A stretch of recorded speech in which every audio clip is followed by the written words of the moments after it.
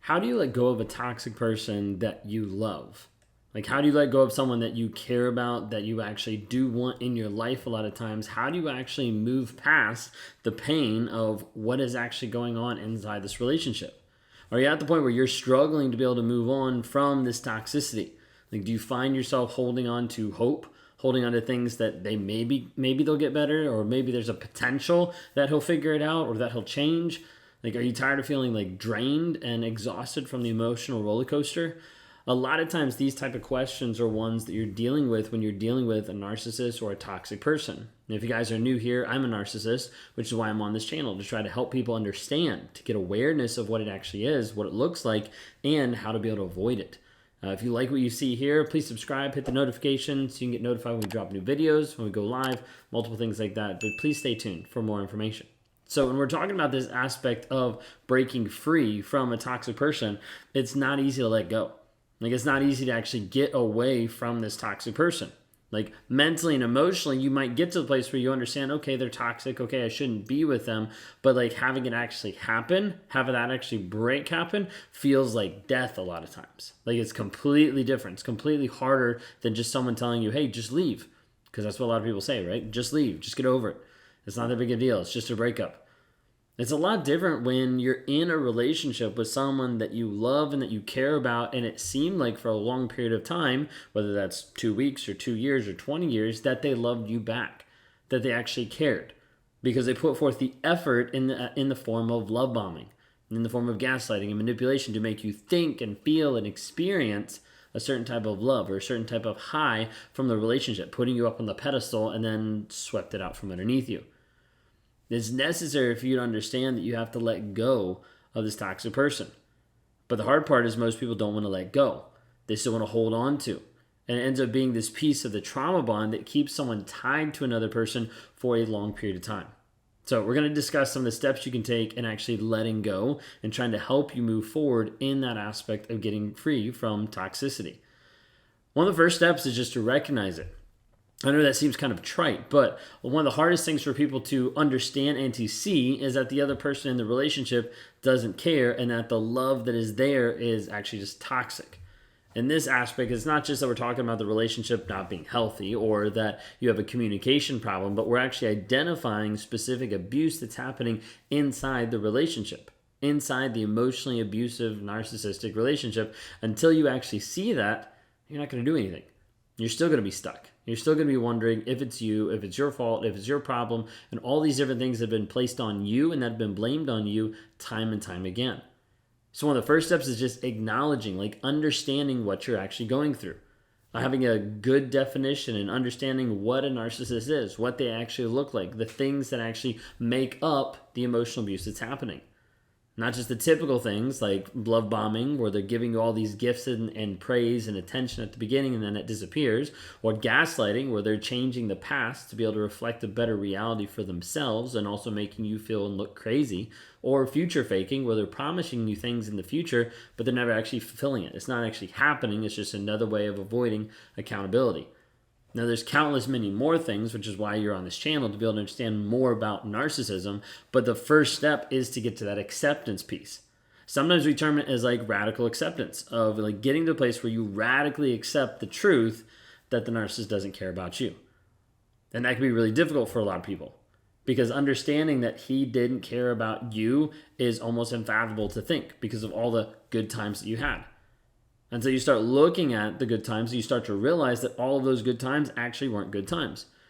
There was small spurts of good times with long times of abuse, with long times of emotional manipulation. This can be really hard for people to accept. This is one of the hard truths that you need to hear, like starting forward, but it is one of the first steps in understanding your healing.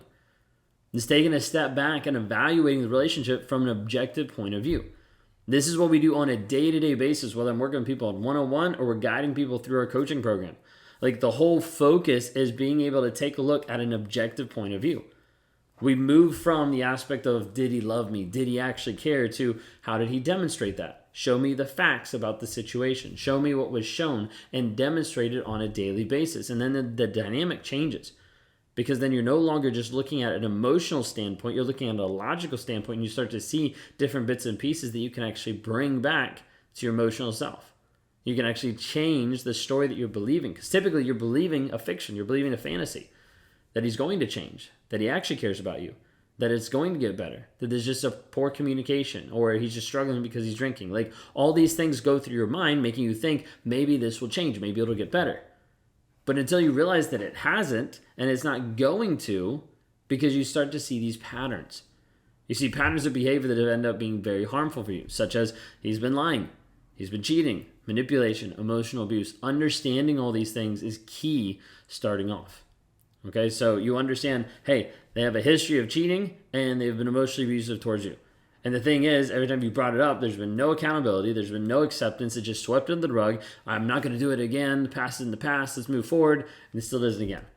Like, understanding that this is a pattern.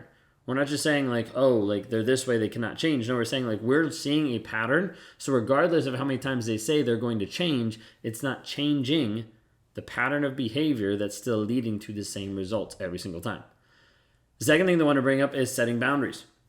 Setting boundaries is crucial in any type of relationship, healthy or toxic, but especially in a toxic one. And you have to determine the behaviors that you're no longer willing to tolerate and accept from that other person and communicate those boundaries. If you don't, you'll just get run over every single time. It won't matter. Now, some people are like, well, my boundaries don't matter anyways to the toxic person. Exactly. You need to understand that. They typically don't. And so when you start to realize that your boundaries don't matter to the toxic person, that's when you need to leave. Because you're with someone that doesn't respect you, that doesn't care about you, that doesn't love you, and that doesn't honor you. It's important to be firm and consistent in enforcing these boundaries. If you're not, then they're just going to keep going over you all over again. I've said before, a boundary without a consequence is like a speed bump.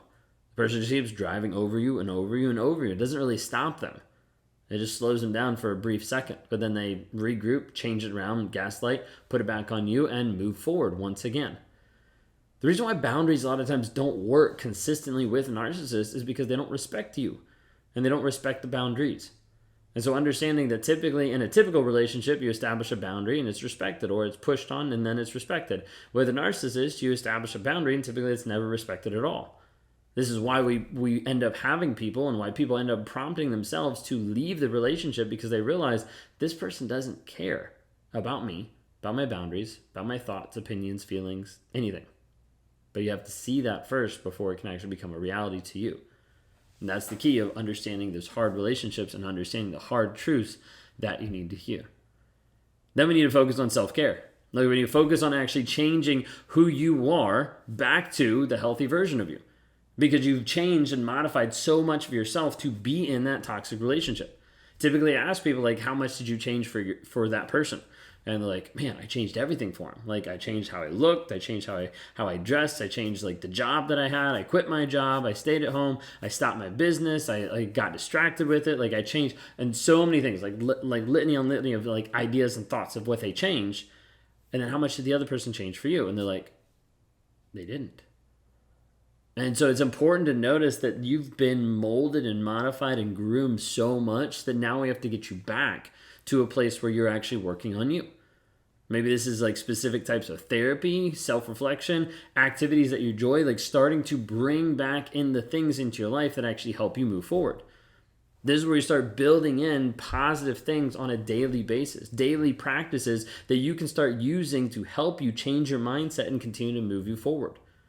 But we first have to help you like rewire that mindset to change the false reality you're believing back to a truth, back to what's actually real, to be able to get rid of the trauma bond, to be able to break the tie that you have with that toxic person, and ultimately to be able to move forward without that tie pulling you back and sucking you back into a toxic relationship once more. So we have to understand that it's important to be able to say, like, we're actually going to start investing in you. So you surround yourself with positive and supportive people to be able to uplift you and help you feel valued and help you move in the direction that you know you need to move.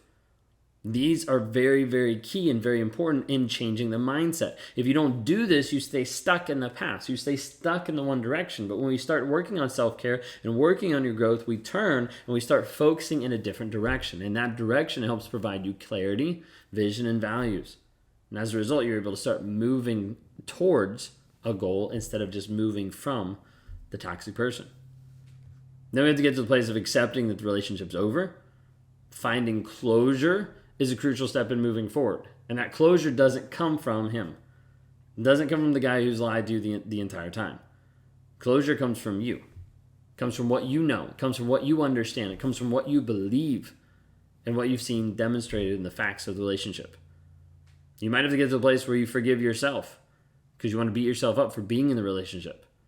Or you forgive the other person, not allowing the mistakes that they made, not allowing the abusive behavior, but so that they no longer have an emotional control over you. You're able to release that and move forward on the direction that you actually want to go. Understanding that the relationship is over on your side, might not be for them because they might keep trying to hoover and come after you. Understanding that it's over and acknowledging that it's not healthy and moving you towards the goals and the vision that you want is absolutely important. I want to invite you today, if you're in that place where you're wondering, how do I actually do that? How do I rewire my mindset to be able to change my story, to move forward to those directions?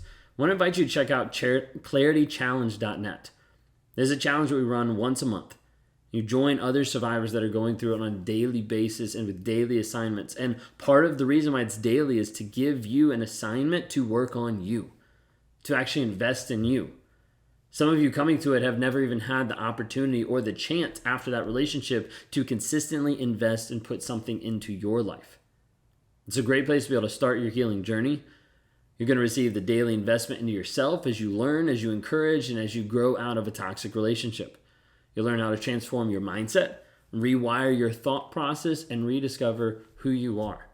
Take back your power instead of giving it to the narcissist, and take back your power so you can focus on you, your growth, your development, your change, your healing as you continue moving forward. Go to claritychallenge.net today.